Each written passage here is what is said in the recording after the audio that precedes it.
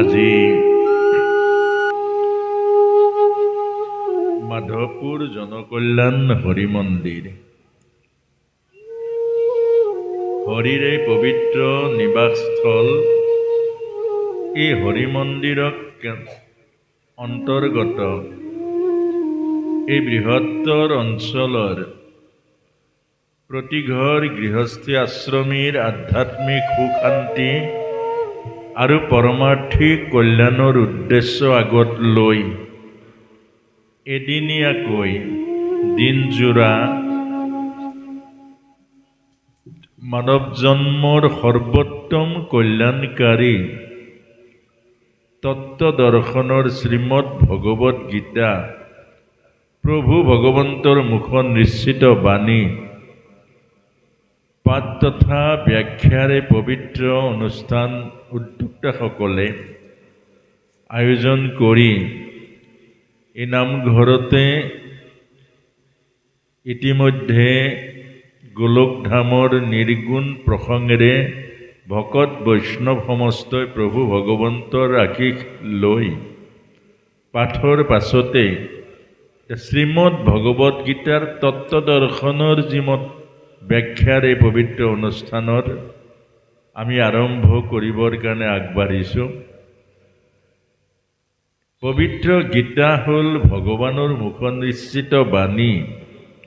ইয়াক সাধাৰণ মানুহে, সংসাৰী মানুহে যথাযথভাৱে ইয়াক ব্যাখ্যাটো দূৰৰ কথা, এক হৃদয়ংগম কৰাটোৱেই বহুত কষ্টদায়ক ঈশ্বৰৰ যদি কৃপা নাথাকে। উদ্যোক্তাসকলে আমাৰ প্ৰতি মৰম স্নেহ আৰু ভালপোৱাৰ প্ৰকাশ চিনস্বৰূপে আমাক এই আমন্ত্ৰণ কৰি আনি দায়িত্বভাগ অৰ্পণ কৰিছে। আপোনাসৱ বিভিন্ন প্ৰান্তৰ পৰা শ্ৰীমদ ভগৱত গীতাৰূপী ঈশ্বৰৰ বাণী শুনিবৰ কাৰণে সমবেত হৈছে ভকত বৈষ্ণৱ গংগা সদৃশ আই মাতৃ সমস্ত দেশ জাতিৰ ধৰ্ম জগতৰ ভৱিষ্যতৰ আশা ভাৰাষাৰ স্থল যুৱক যুৱতীসকল। গতিকে আমি আমাক দিয়া দায়িত্বভাগ পালন কৰিবৰ কাৰণে আসনত বহিছোঁ। আপোনাসৱৰ চৰণৰ কৃপা আৰু আজ্ঞা আশা আশীৰ্বাদ বিচাৰিছোঁ। আৰু লগতে যি 3 ঘণ্টা সময় দিনৰ এই ব্যাখ্যা হ'ব, আলোচনা হ'ব, এইখিনি আপোনাসৱে যাতে কাণেৰে কোনেও নুশুনে, এইটোৱে ব্যাসপীঠৰ পৰা অনুৰোধ জনাইছোঁ। কাণেৰে কোনেও নুশুনিব, কাৰণ কাণেৰে শ্ৰৱণ কৰিলে, জনম জনম শ্ৰৱণ কৰিলেও জীৱনত প্ৰভাৱ নপৰে, জীৱনৰ কোনো পৰিৱৰ্তন নঘটে। আমি দেখিছোঁ কাণেৰে সকলো ইতৰ প্ৰাণীও শুনে। গৰু ছাগলী কুকুৰ মেকুৰী যিমান মানৱ ইতৰ প্ৰাণী আছে সকলোৱে কাণেৰে শুনে। এইকাৰণে তেওঁলোকৰ জীৱন পৰিৱৰ্তন কাহানিও নহয়, আৰু সেইকাৰণে তেওঁলোকক কাহানিও গীতা ভাগৱত নুশুনায়। আৰু মানুহ একমাত্ৰ ঈশ্বৰৰ প্ৰিয় সন্তান। মানুহে মাত্ৰ মনেৰে শ্ৰৱণ কৰি মথন কৰি ইয়াৰ তত্ত্ব হৃদয়ংগম কৰি জীৱনক পৰিৱৰ্তন কৰিব পাৰে, জীৱনক ৰূপান্তৰ কৰিব পাৰে। এই জন্ম সাৰ্থক কৰি জীৱনক মহাজীৱনলৈ ৰূপান্তৰ কৰি দিব পাৰে। আৰু সেইকাৰণে অকল মানৱ কল্যাণৰ কাৰণে প্ৰভু ভগৱন্তই শ্ৰীমদ ভগৱত গীতা নিজৰ বাক্য, নিজৰ বাণী, নিজৰ উপদেশসমূহ মানৱ জাতিক দিছে। কেলে? মানৱ জাতিটো হ'ল ভগৱানৰ অতি প্ৰিয়, যাক নেকি অমৃতস্য পুত্ৰাহ বুলি সম্বোধন কৰিছে।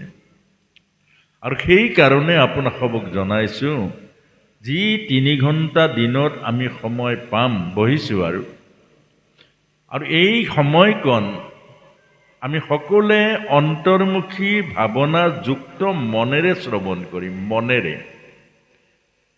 আৰু মন বাহিৰলৈ কেতিয়াও যাব নোৱাৰিব। আৰু এই মুহূৰ্তৰ পৰা আমাৰ জলযোগ বন্ধ থাকিব। যিসকল আহে আমাৰ শেষত আমি তাৰ ব্যৱস্থাটো কৰিম আৰু আমাৰ সময়ত জলযোগৰ, কাৰণ যিহেতু আপোনাসৱে বহু কষ্টেৰে এটা পুৰুষাৰ্থৰ দ্বাৰা এই অনুষ্ঠানভাগ আয়োজন কৰিছে। কাৰ কাৰণে? গাঁৱৰ বোৱাৰীসকল, গাঁৱৰ যুৱকসকল, গাঁৱৰ যুৱতীসকল আৰু গাঁৱৰ গঞাসকলৰ কাৰণে। যদি আপোনাসৱে চাহত বা জলযোগত লাগি থাকে, তেতিয়াহ'লে আপোনাসৱ শুনাৰ পৰা বঞ্চিত হৈ যাব। আৰু যদি ঈশ্বৰৰ এই সৌভাগ্যৰ পৰা বঞ্চিত হয়, আৰু এই সৌভাগ্য আপোনাসৱে কোনো কোটি টকা মূল্যৰে কিনিব নোৱাৰে।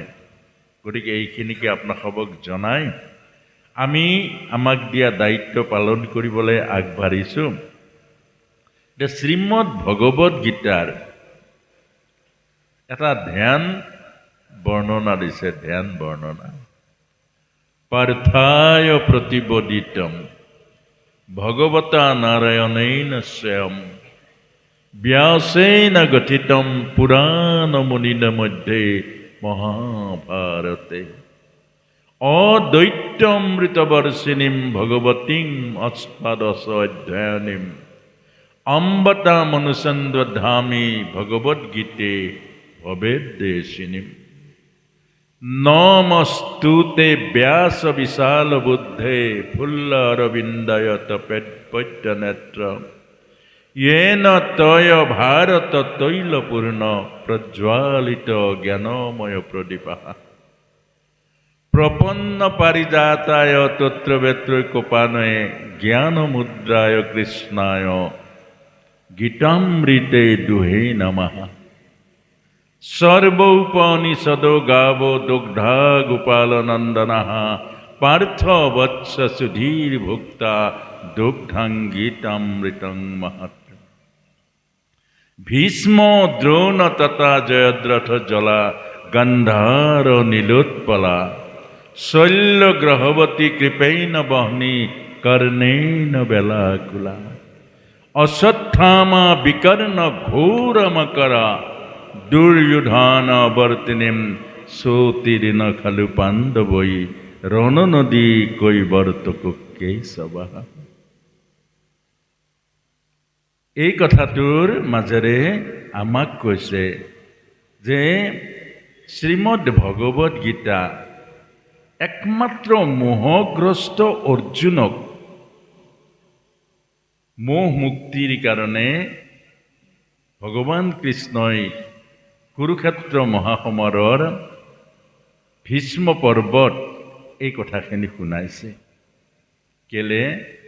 জীৱনৰ মোহে স্থবিৰতাৰ মূল কাৰণ।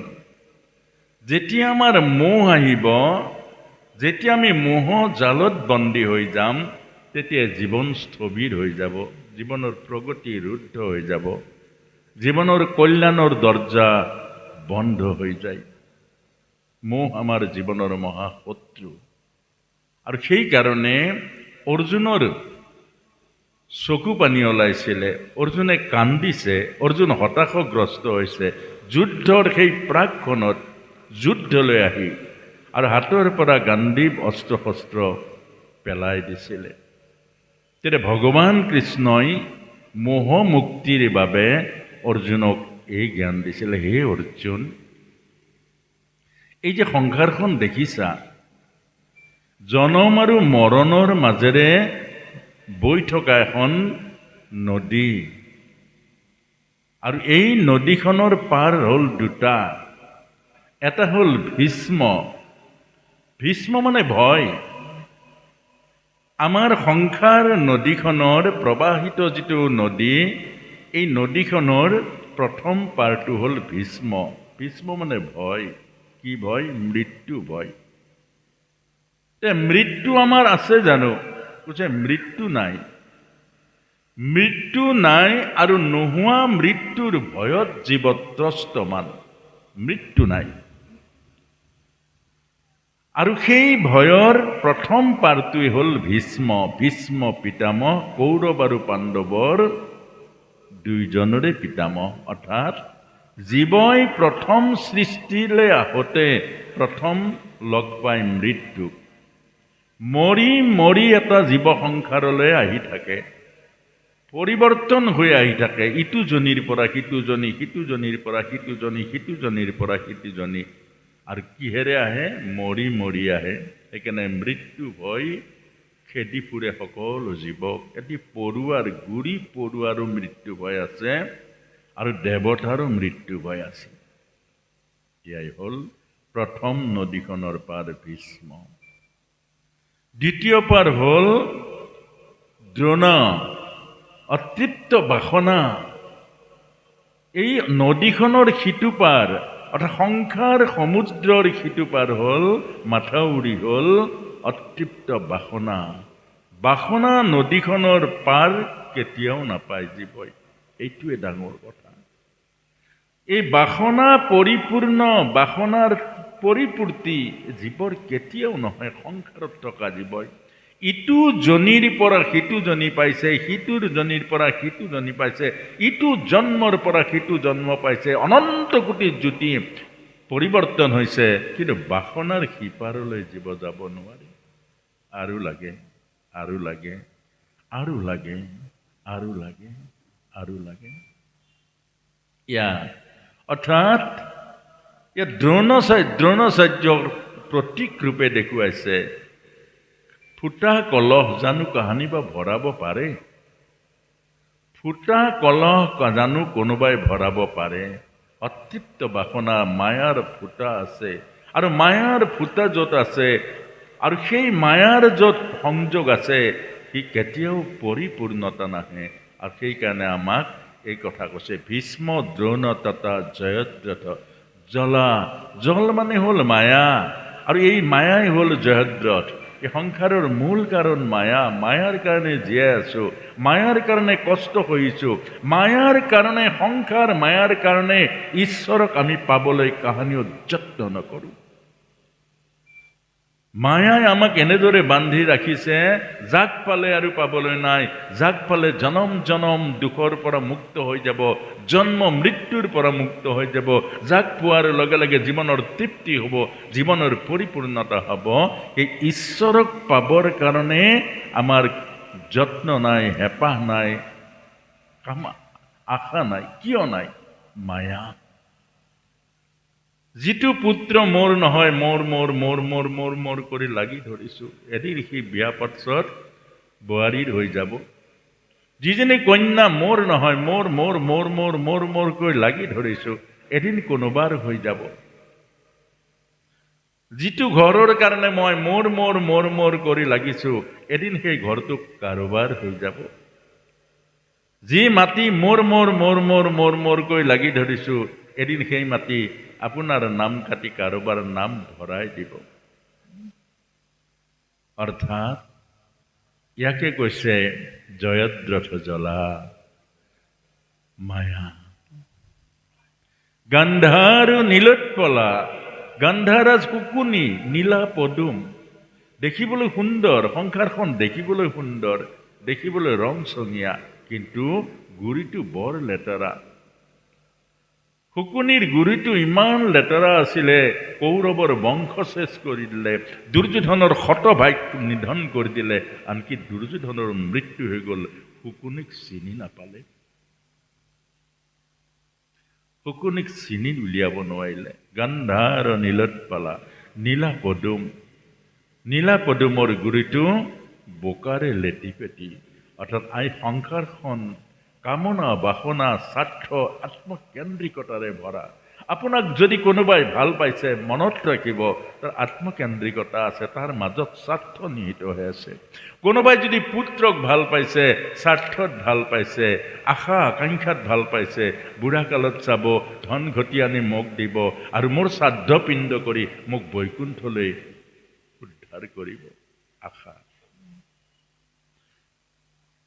স্বামীয়ে যদি পত্নীক ভাল পাইছে, দেহৰ সুখ পাব, পত্নীয়ে যা যোগাৰ কৰি দিব, পত্নীয়ে মোক শাৰীৰিক সুখ দিব, পত্নীয়ে লগা বস্তু সকলো মোৰ যোগান ধৰিব, পত্নীয়ে মোক আৰাম দিব, আশা, কামনা, বাসনা।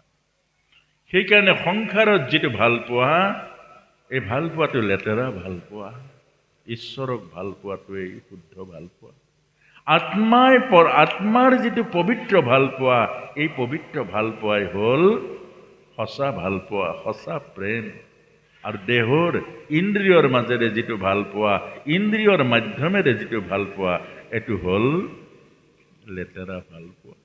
ই অস্থায়ী, আজি আছে কাইলে নাই, পালে ভাল, নাপালে। গন্ধাৰ নীলোৎপলা শৈল্য গ্ৰহৱতী কৃপেইন বহনী, শৈল্য হ'ল গ্ৰাহ, কৃপাচাৰ্য বৈ থকা সত্য, কৃপেইন বহনী। কৰ্ণেইন বেলাকুলা, আমাৰ কাণ দুখন বেলাকুলা, পাৰলৈ ধুৱাই থকা ঢৌবোৰ। এই কাণ দুখন বহিৰ্মুখী, ঈশ্বৰৰ কথা শুনি ভাল নাপায়, জীৱনৰ কথা শুনি ভাল নাপায়, ঈশ্বৰৰ কথা, জীৱনৰ কথা ভিতৰলৈ নপঠিয়াই, মন দি ভাল নাপায়, প্ৰাণ দি ভাল নাপায়, হৃদয়ৰ মাজত নোসোমায়। আৰু সংসাৰৰ যিমানবোৰ কথা, লেতেৰা কথা, কাণ দুখনে শুনি ভাল পায়, প্ৰশংসাবোৰ শুনি ভাল পায়। গাঁৱলৈ ফুৰিবলৈ যাওক, যিমানবোৰ বেয়া কথা তৃপ্তিৰে শুনিব, আৰু কাৰোবাক আকৌ দুগুণ উৎসাহেৰে তাৰ লগত ৰহণ সানি আকৌ আপুনিও ক'বলৈ ধৰিব। আপুনি শুনি আহিলে, যিমান শুনি আহিলে তাতকৈ দুগুণ বনাই আপুনি ক'ব, আনন্দ পাব, তৃপ্তি পাব। কেলে? এই দুখন কাণেই হ'ল তেনেকুৱা। এই কাণ দুখনে ঈশ্বৰৰ কথা নুশুনে, এই কাণ দুখনে হৰি কথা নুশুনে, এই কাণ দুখনে জীৱনৰ কথা নুশুনে। এই কাণ দুখনে শুনে বহিৰ্মুখী কাণ, বাহিৰৰ কথা শুনে, পৰ চৰ্চা, পৰ নিন্দা, পৰ প্ৰশংসা। এইটো অশ্বত্থামা বিকৰ্ণ ঘোৰ মকৰঃ, অশ্বত্থামা বিকৰ্ণ, এই নদীৰ ঘোৰ মকৰ। দুৰ্যোধন অৱৰ্তিনী, আৰু দুৰ্যোধন হ'ল চাকনৈয়া, এই নদীৰ চাকনৈয়া দুৰ্যোধন। দুৰ্যোধন মানে কি? দুৰ্যোধন মানে হ'ল কাম, আমাৰ ভিতৰত থকা কাম, কামক কৈছে দুৰ্যোধন। আৰু কামৰ পাল্লাত যিজনে পৰিব তললৈ যাব। চাকনৈয়া মানে তল, নদীৰ পকনীয়া। আৰু চাকনৈয়াত পৰিলে যেনেকৈ তললৈ যায়, সন্ত মহন্ত নাও যিমান পাব আপুনি চাকনৈয়াত পাৰিলে বাচিব। সেইকাৰণে কামৰ পাল্লাত পৰিলে, কামৰ লগত সংগ হলে জীৱন অধোগতি যাব, কোটি কোটি জন্ম নৰকত যাব লাগিব। সেইকাৰণে দুৰ্যোধনৰ লগত পৰি ভীষ্মৰ নিচিনা মহাভাগৱতো নষ্ট হৈ গ'ল কুৰুক্ষেত্ৰত, কৰ্ণৰ নিচিনা মহাবীৰো নষ্ট হৈ গ'ল। সেইকাৰণে আমাক বুজাইছে, কাম হ'ল সকলোতকৈ ভয়ানক শক্তি। কাম হ'ল সকলোতকৈ ভয়ানক শক্তি, চাকনৈয়া। গতিকে কামক নিয়ন্ত্ৰণ কৰক, কামক দমন কৰক। কামক নিয়ন্ত্ৰণ আৰু কামক দমন কৰিবৰ কাৰণে একমাত্ৰ উপায় হ'ল আধ্যাত্মিক সাধনা, আধ্যাত্মিক চিন্তন, আধ্যাত্মিক সেৱা। আধ্যাত্মিক সাধনা, আধ্যাত্মিক চিন্তন, আধ্যাত্মিক ভাৱনা যাৰ বুকুৰ মাজত নাহিব, কাম দমন কৰিব নোৱাৰিব। আৰু সেই কামেই জাতি, সমাজ, ব্যক্তি সকলোকে নৰকলৈ লৈ যাব। সেইকাৰণে দুৰ্যোধন অৱৰ্তিনী চতুৰিন খলু পাণ্ডৱে, ইমান ভয়ানক এখন নদী, য'ত নেকি ভীষ্ম, দ্ৰোণ, তথাকে আদি কৰি এই মহান মহান সৈন্যবোৰ, মহান মহান শক্তিবোৰ এই সংসাৰত আছে। তেতিয়াহ'লে পঞ্চপাণ্ডৱ কেনেকৈ বাচিলে? পঞ্চপাণ্ডৱ কেনেকৈ বাচিলে? কৈছে চৌতিৰিন খালু পাণ্ডৱে, এই ইমান ভয়ানক নদীখনত কেনেকৈ পাণ্ডৱ ৰক্ষা পৰিল? ৰণ নদী কৈৱৰ্তকে কেশৱহা, ভগৱানৰ চৰণত থাকিলে এওঁলোক। পঞ্চ পাণ্ডৱ থাকিলে ভগৱানৰ চৰণত, এইকাৰণে বাচিলে, বাকীবোৰ মৰিলে। কেলে মৰিলে? চৰণত নাছিলে।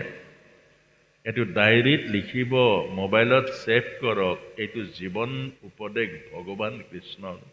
যি ভগৱানৰ চৰণত থাকিব সি বাচিব, দুৰ্গতিৰ পৰা বাচিব, অধোগতিৰ পৰা বাচিব, কামৰূপী ভয়ানক ব্যাধিৰ পৰা বাচিব।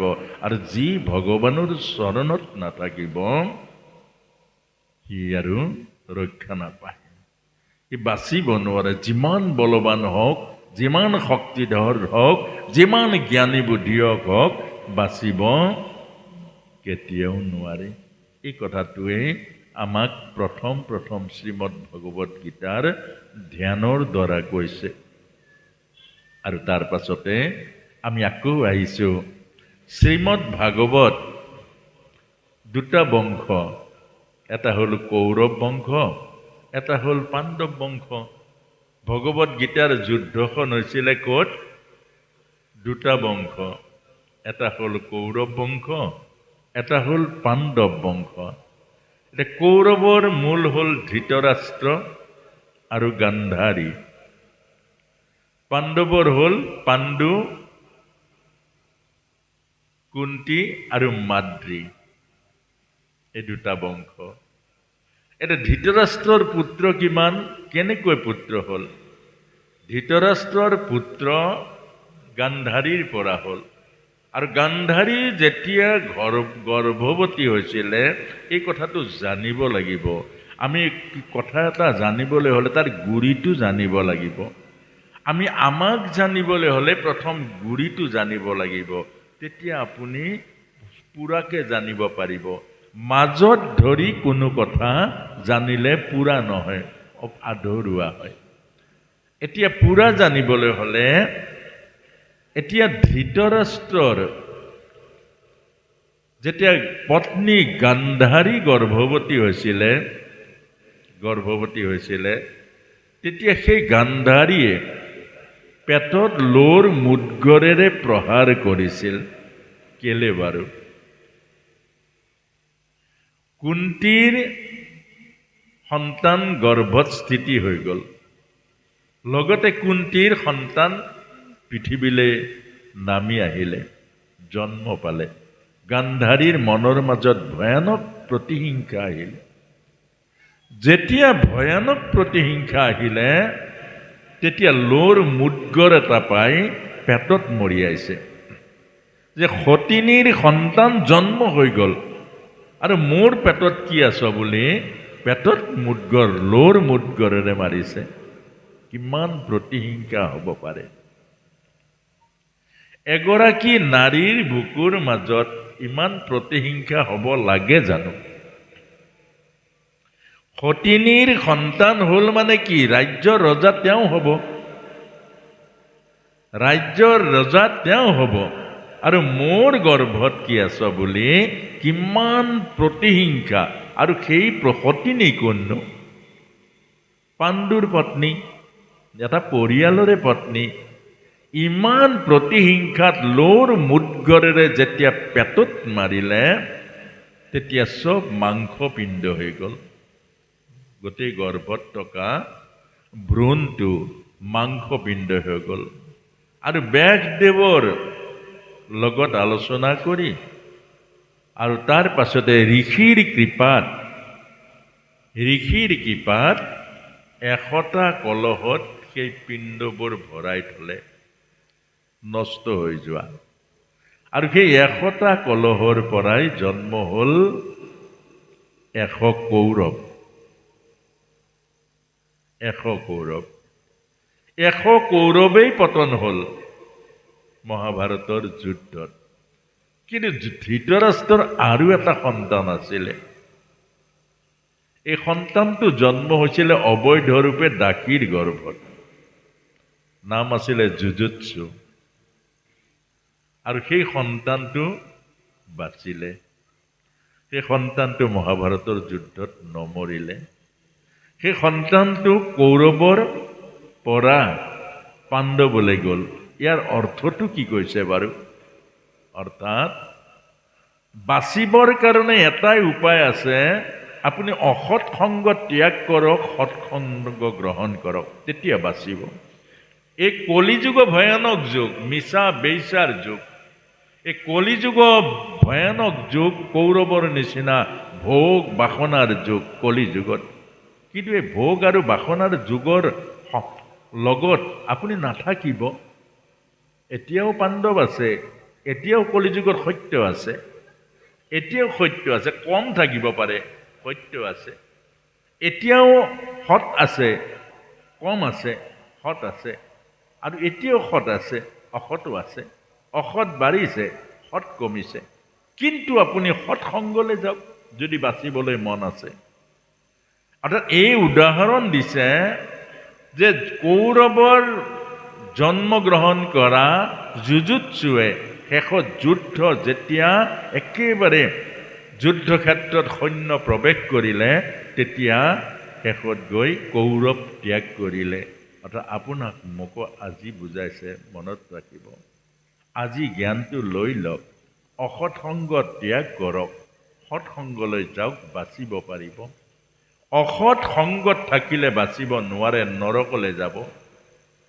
পৰিয়ালটো সৎসংগ বনাওক, পৰিয়ালৰ মাজত সৎসংগৰ আলোচনা কৰক, সৎ কথাবোৰ আলোচনা কৰক, সৎসংগ বনাওক।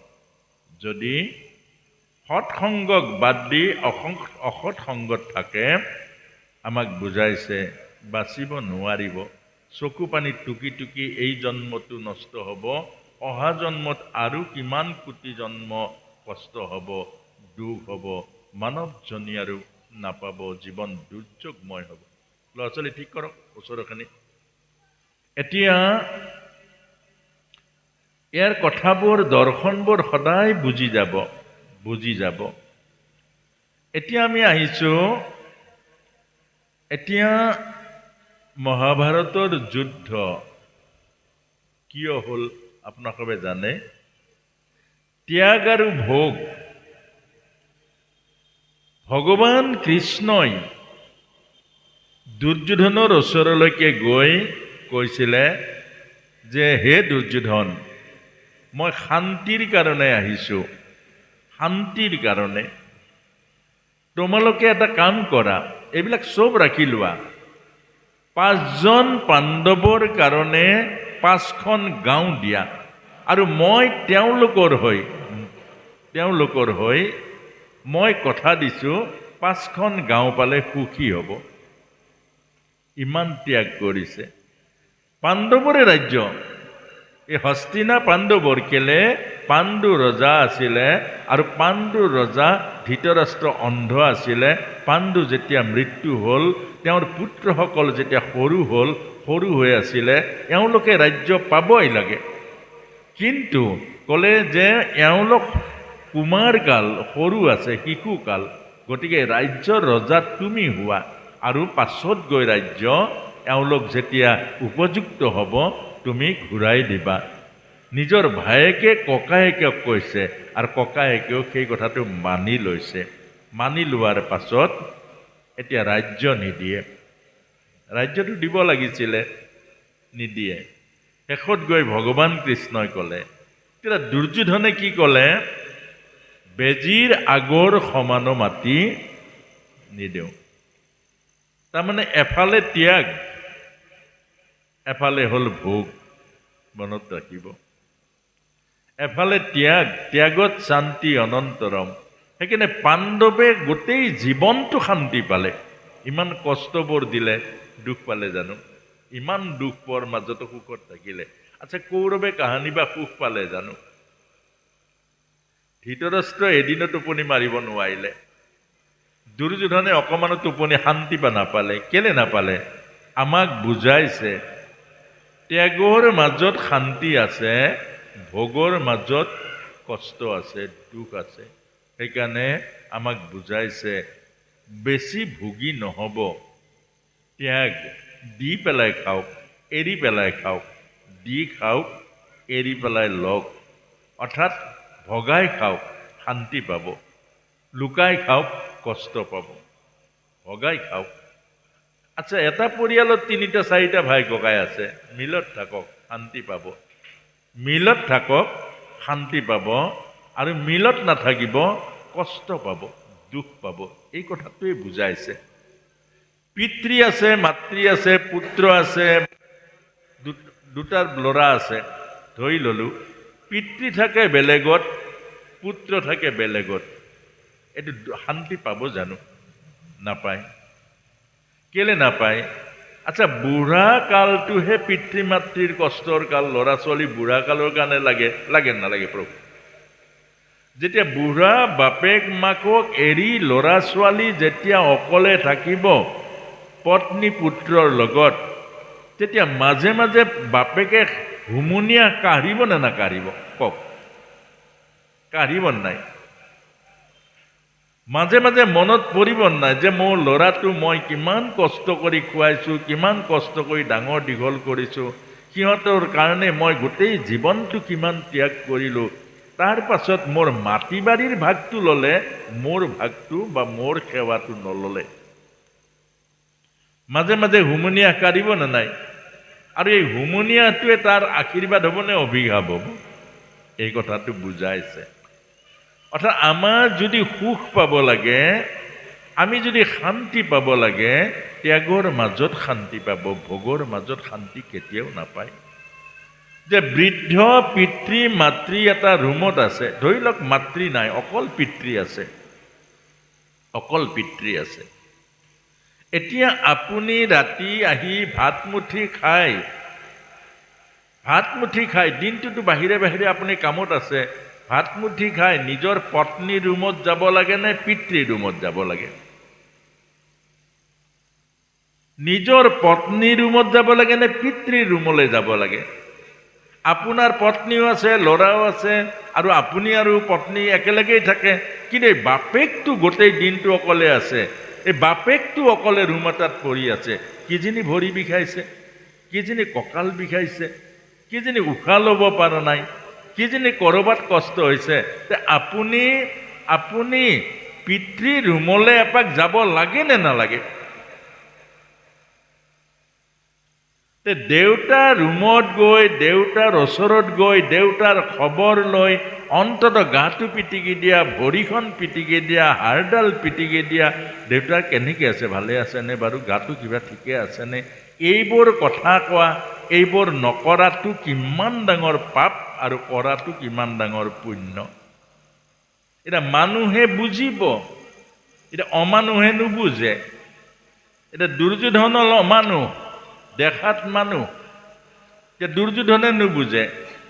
পঞ্চপাণ্ডৱ একেই মানুহ, বাহিৰে ভিতৰে মানুহ, বুজে, চব বুজে। মাকে যেতিয়া ক'লে বোপাইহঁত তহঁতে ভগাই ল, পঞ্চপাণ্ডৱে দ্ৰৌপদীক ভগাই ল'লে। কিবা গণ্ডগোল লাগিলে জানো? মাতৃৰ আজ্ঞা বেদৰ বাণী, পিতৃৰ সেৱাই ভগৱানৰ সেৱা। মাতৃৰ আজ্ঞা বেদৰ বাণী, পিতৃৰ আজ্ঞা ভগৱানৰ সেৱা। এই কথাটো কোনে বুজিব? মানুহে বুজি পাব, অমানুহেতো বুজি নাপাব। এতিয়া আমাক দেখুৱাইছে যে এই ত্যাগৰ মাজেৰে জীৱনৰ সুখ পায়, শান্তি পায়, জীৱনৰ পৰম আনন্দ পায়, আৰু ভোগৰ মাজেৰে জীৱনৰ দুখ পায়, কষ্ট পায়, জীৱনৰ কাহানিও সুখ নাপায়। এই কথাটোৱে আমাক বুজাইছে।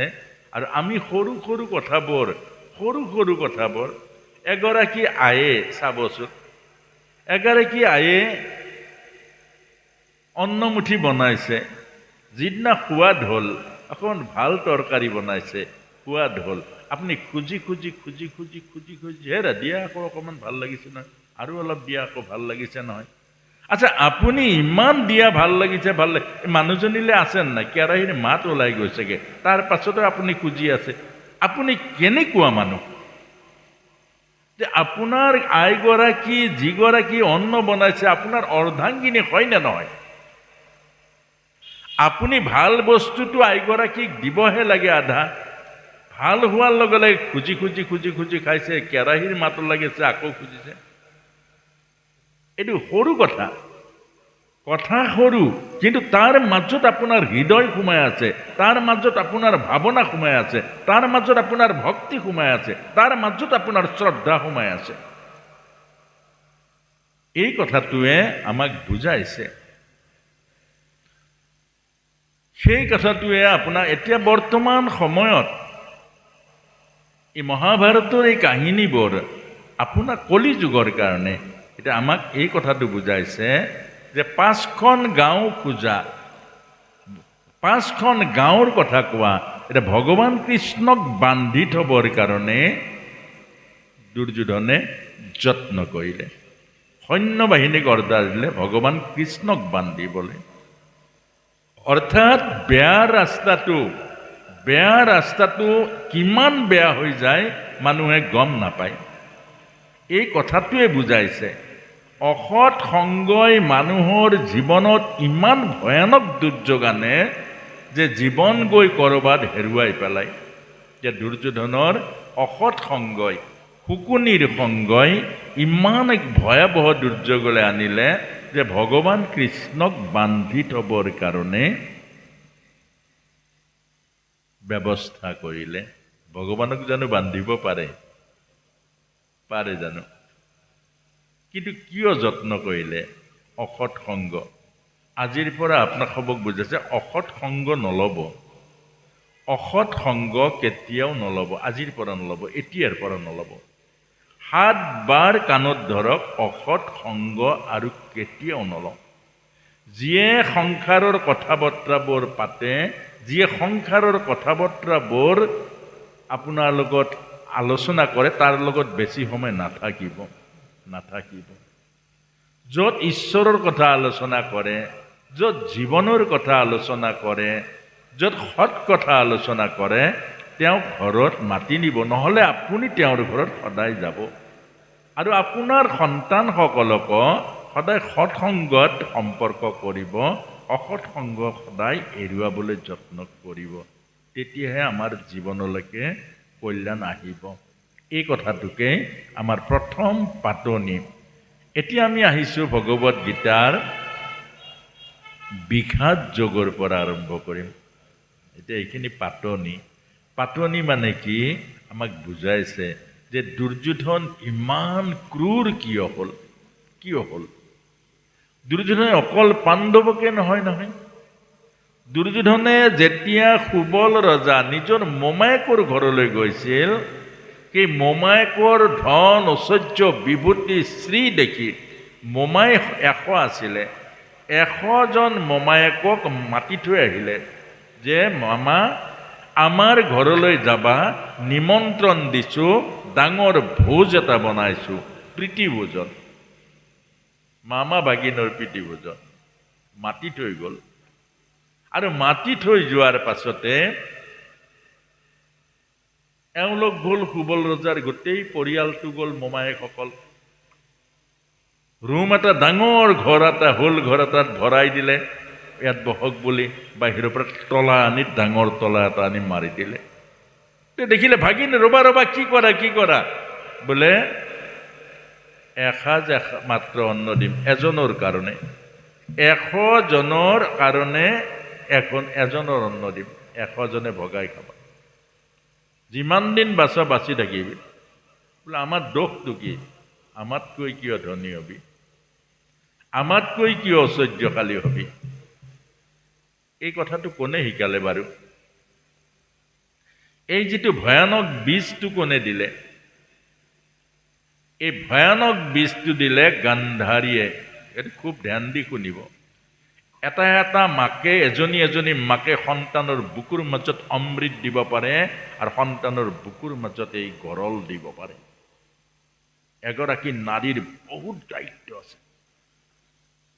এগৰাকী নাৰী সৃষ্টিৰ সৌন্দৰ্য হ'ব পাৰে, সৃষ্টিৰ কলুষিত বীজ হ'ব পাৰে।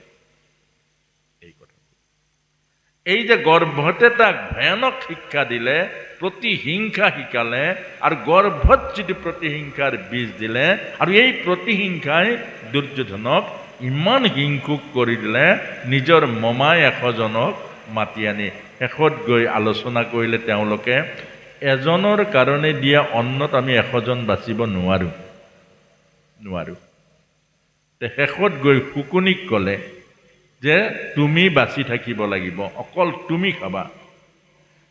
নিজৰ ভায়েকসকল চটফটাই চকুৰ সন্মুখত মৰিছে, আৰু শুকুনিয়ে এসাঁজ অন্ন খাইছে, সিহঁতক চাই। আৰু 100জনৰ 99জন মৰি থাকিলে, শুকুনি বাচিলে, আৰু সেয়াই হ'ল শুকুনিৰ প্ৰতিশোধ। আপোনাক মোক বুজাইছে, কাহিনীটো জানিলে নহ'ব। আমি সংসাৰত দিয়া জ্ঞানবোৰ জানিব লাগিব। কাহিনীটো আৰু জ্ঞানবোৰ, দৰ্শনবোৰ, তত্ত্ববোৰ বহুত বেলেগ। এটা আমাক বুজাইছে আজিৰ সন্তানবোৰ যে নষ্ট হৈছে, আজিৰ সন্তানবোৰ যে নষ্ট কৰিছে, ইয়াৰ কাৰণে জগৰীয়া মাকসকল। আপোনাক হবে হয়তো আমাক অভিশাপে দিব, মোৰো মা আছে, আপোনাক হ'ব মোৰ মা, আপোনাক প্ৰতিগৰাকী মোৰ মা। কিন্তু শাস্ত্ৰই আমাক শিক্ষা দিছে মাতৃৰ গৰ্ভত স্থিতি হোৱা, মাতৃৰ গৰ্ভত পালন হোৱা 9 মাহ 10 দিন এয়া জীৱনৰ ফাউণ্ডেশ্যন, এয়া জীৱনৰ আৰম্ভণি, আৰু এই আৰম্ভণিয়ে এটা জীৱক সংসাৰত আগবঢ়ায়। যেনেকৈ এটা ঘৰৰ ফাউণ্ডেশ্যনটোৱে মূল, ওপৰৰ ৰং চংটো পাছৰ, আৰু ওপৰত যদি কিবা মাটি চাটি প্লাষ্টাৰ এৰি যায় পাছত লগাব পাৰে, ফাউণ্ডেশ্যন যদি নষ্ট হৈ যায় তাক আৰু ঠিক কৰিব নোৱাৰে। এই কথাটোৱে আমাক বুজাইছে। আৰু এতিয়া আমি প্ৰথম অধ্যায় বিষাদ যুগলৈ আহিম। তাৰ আগতে নাম অকণমান হওক, কথাখিনি খুব সাৱধানে শুনিব।